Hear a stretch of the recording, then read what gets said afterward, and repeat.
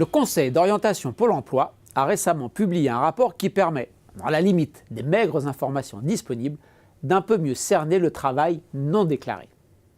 Si vous pensez que le cas typique est celui du chômeur ou du bénéficiaire des minima sociaux bien content de son sort et qui fait un peu de blague pour améliorer les fins de mois, il va falloir changer de point de vue.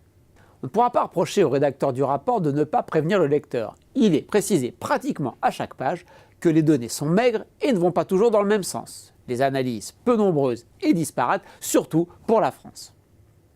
Pas de grande conclusion définitive donc, sauf celle qu'il faudra mettre un peu de moyens publics pour mieux savoir ce qui se passe dans ce domaine. Au moins le document a-t-il cet avantage de recenser les différentes sources, méthodes et analyses disponibles. Avec une précision, l'étude se limite aux pratiques inscrites dans le champ de la production légale marchande. On ne parle pas ici de production domestique, de bénévolat ou d'activité illégale.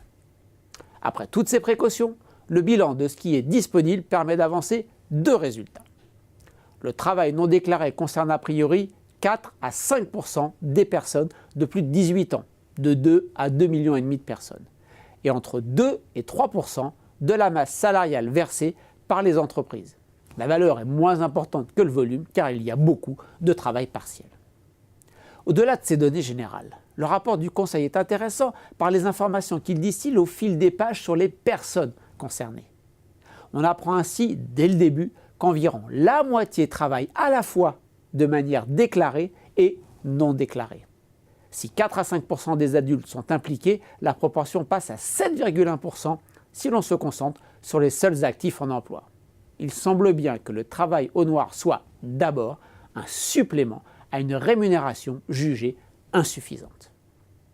Ainsi, une enquête européenne souligne que les personnes qui pratiquent le travail non déclaré ont proportionnellement plus répondu à avoir souvent des difficultés à payer les factures que celles qui ne le pratiquent pas. Le Conseil d'orientation Pôle emploi a commandé une étude qualitative spéciale réalisée par des interviews en face à face avec 21 personnes pratiquant le travail au noir. Il en ressort que beaucoup de personnes ont recours à du travail non déclaré parce qu'ils déclarent se sentir en situation de précarité économique. L'expérience du chômage de longue durée, être en indépendant et travailler en CDD sont des facteurs qui accroissent la probabilité d'être présent sur le marché du travail au noir. Des entretiens réalisés, le rapport conclut que ces participants évoluent aux marges du monde du travail.